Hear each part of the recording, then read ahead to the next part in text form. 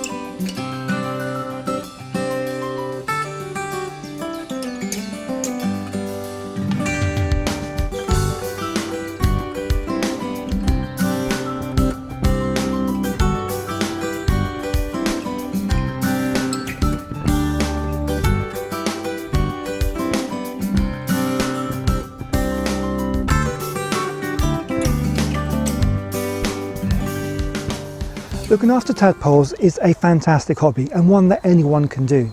It's a great way to introduce someone to the wonders of nature, especially metamorphosis. Now I've come down to the pond today to collect some frog spawn, which we're going to take home and look after over the next few months. Over this series of videos we'll be watching as the frogs turn from little black dots in the centre of a jelly egg to a fully formed frog, and in the summer we'll come back to the pond and release them back into nature where they belong.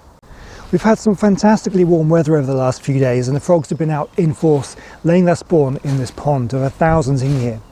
But today is pretty cold and we've actually got snow forecast for the next few days, so I'm going to take some spawn home before it freezes.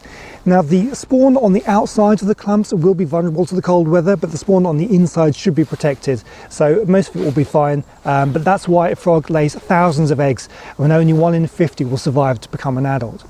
But anyway, I'm going to grab some of the spawn and let's get it home into our tank and let's start this series of Frog Watch.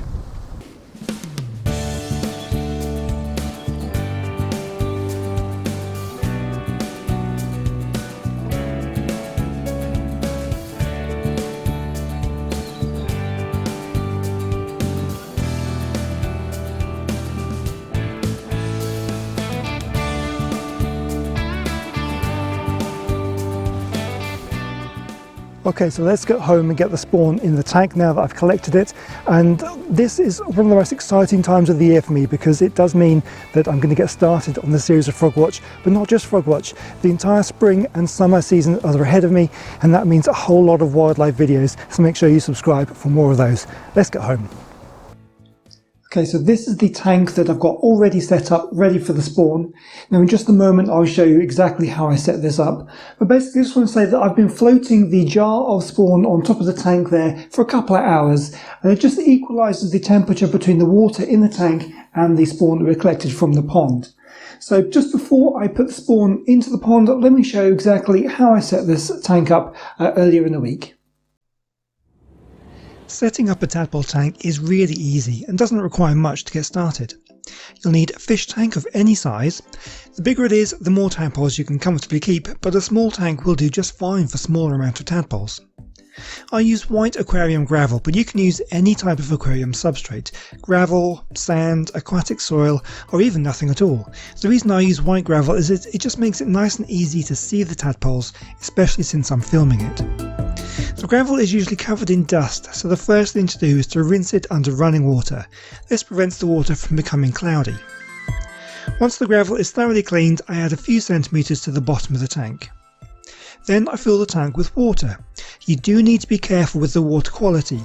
It's best to use natural sources of water such as rainwater, but tap water can be used if you do one of two things. Either treat it with something like TapSafe, like I do here, or leave the water to stand for several days, at least 3, longer if you can, to make sure all the chlorine has been removed. Chlorine will kill tadpoles. Here I treat the tap water and leave it for about 3 days before adding in the spawn, just to be sure. Now I add in the plants. I often get asked what kind of plants to use and where to get them from. I just get my plants from the local pet store. Any pet store that sells fish or fish accessories should have a section where they sell aquarium plants. Any plants that are suitable for cold water fish will be suitable for tadpoles. People also ask me if they can use plastic plants. Sure, you can as decoration, but since we won't be using a filter, we need live plants to help oxygenate and clean the water. Plants are more than just decoration, they also serve a function. They help remove nitrogen from the water and keep it clean and clear for longer, so they're vital for the health of the tank. So why don't I use a filter?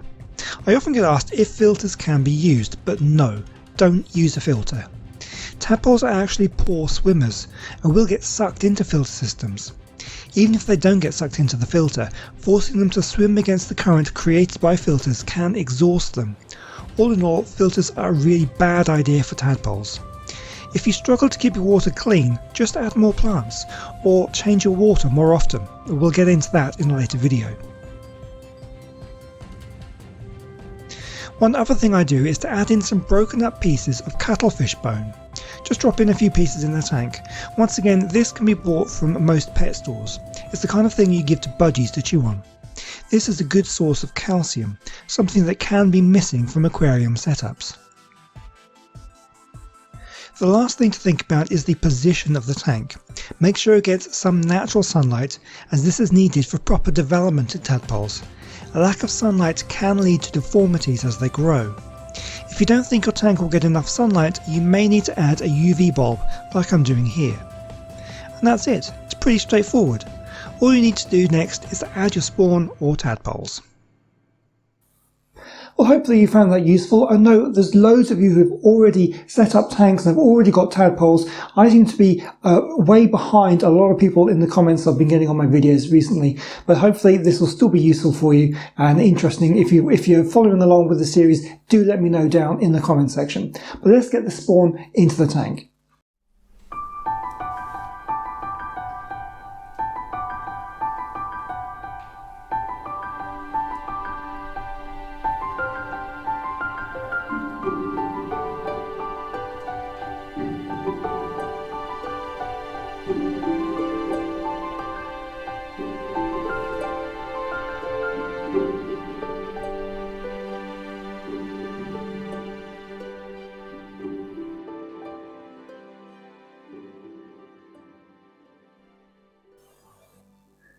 There we have it, the spawn is in the tank. Now don't worry if your spawn sinks, it's not going to do it any harm. Now we just have to wait for it to hatch, that's all we can do now. Spawn can take about 2 or 3 weeks to hatch. Not too sure how long this spawn has been in the pond. It could have been up to about a week, so you could be looking at 1 or 2 weeks for it to hatch, but generally I find things happen a lot quicker in a tank than it does in a pond. Temperature plays a big part of it, so the temperature of the water in a tank indoors is generally going to be a lot higher than in a pond, so things happen a lot quicker, sometimes within a few days. So we could have something happen really quickly, or it might take a week, maybe 2 weeks.